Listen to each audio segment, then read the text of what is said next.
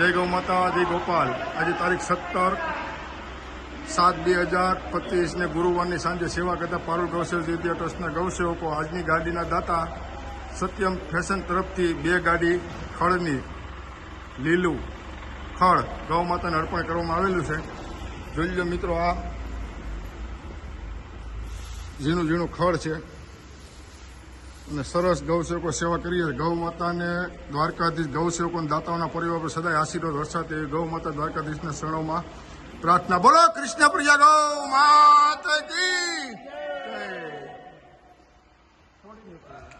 સરસ ગૌસેવકો સેવા કે આજો મારા દાદા સવારે આખા ખોલ ગયા હતા, આખા ખોલ હાથે ટીમમાં હા છોડી નાખો અને અત્યારે સાંજે અહીંયા આવ્યા।